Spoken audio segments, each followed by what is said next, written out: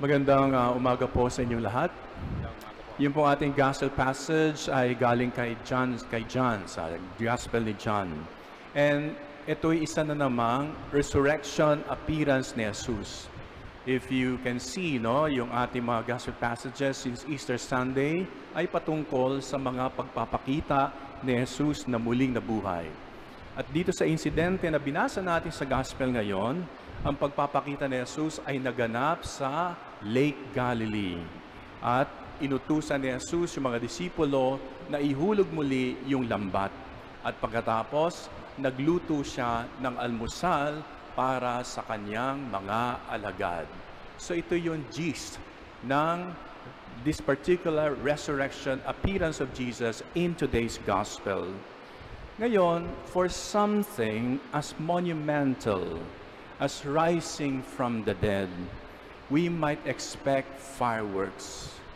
Itong si Jesus na muling nabuhay sa kanyang pagpapakita, siguro aasahan natin mas spectacular ang kanyang pagpapakita.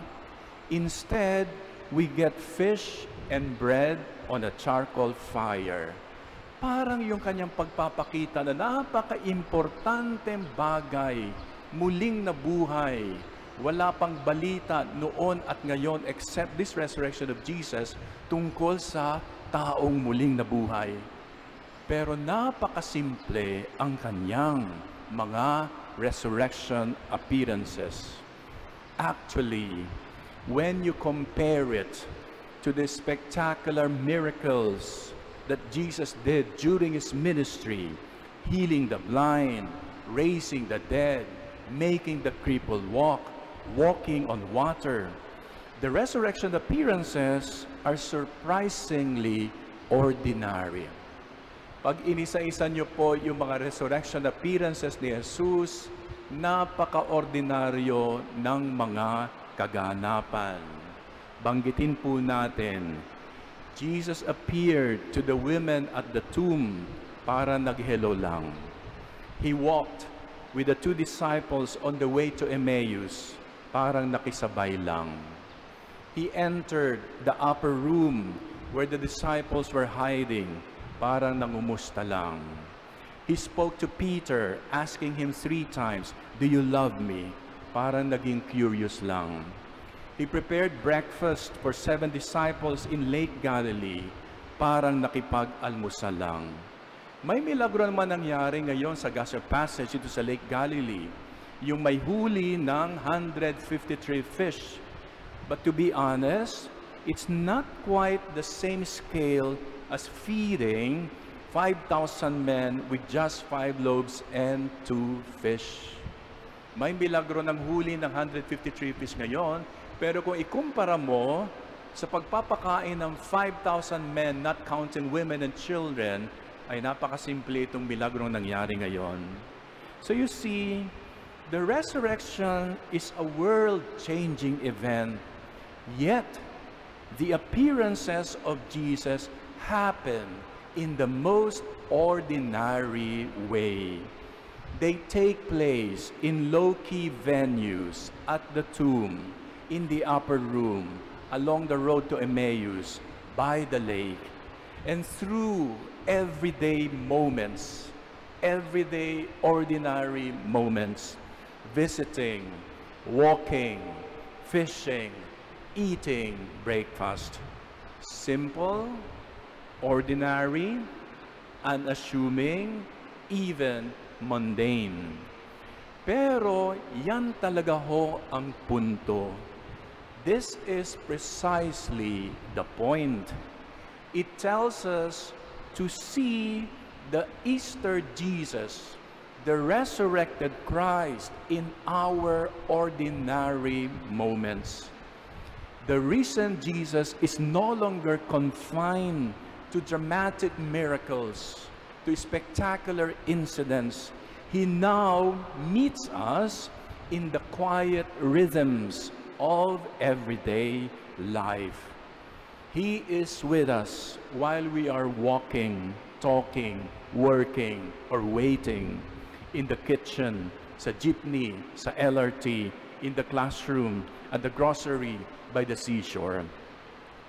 kwento ng isang namayapang Jesuit priest, si Father Ruben Tanseco ng Center for Family Ministries. I remember in our class, he was one of my professors in family dynamics and pastoral psychology. Kwento niya minsan, meron daw couple na lumapit sa kanya for counseling, no? Kasi may malaking hindi pagkakaintindihan at may malaking tampo yung husband.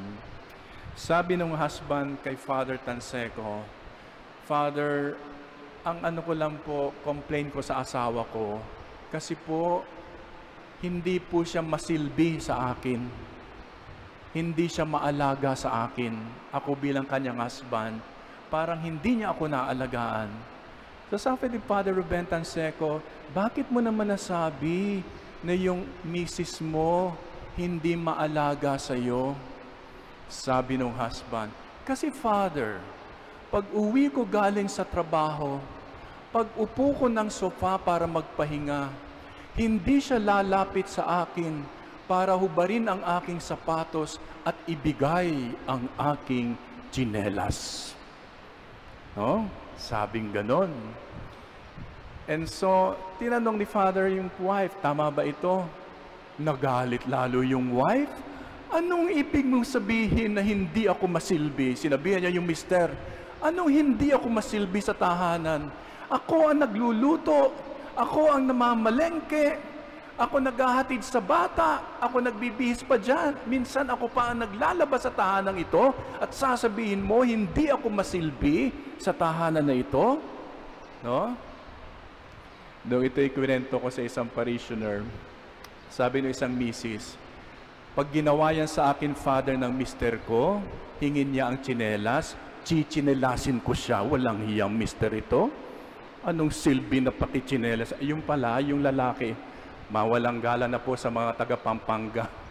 Kapampangan yung mister, di ba sabi nga daw yung stereotype na medyo ang mga lalaki ay alagain pagkakapampangan. Yun yung stereotype.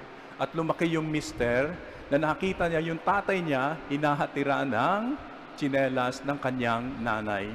Yung babae lumaki sa syudad, walang ganong mentality, no? Walang ganong mentality. Anong problema dun sa husband? The husband could not recognize love in the ordinary. The husband missed the presence of care in the everyday things his wife was already doing. At ganyan din tayo minsan. We expect Easter presents to come with drama. But the reason Jesus now comes quietly, hidden in the small, present in the ordinary. Ang naalala ko rito ay si Saint Jose Maria Escriva, ang founder ng Opus Dei. Ang kanyang pinag-emphasize ay he was preaching about holiness in the ordinary. Holiness, sanctity in the ordinary life. Sabi niya, our Lord is calling us to sanctify the ordinary tasks of every day. For the perfection of the Christian is to be found precisely there. So where do we find the risen Christ? Not just in churches or mountaintop experiences, but in breakfasts, in deadlines, in daily commutes, in effort, in love, in service, in every little thing we do for others with faith and love. So do not wait for grand signs. Do not expect fireworks for the Easter Jesus to come to us. Let us make our ordinary lives holy, because that is where the risen Christ is waiting to meet all of us. Amen.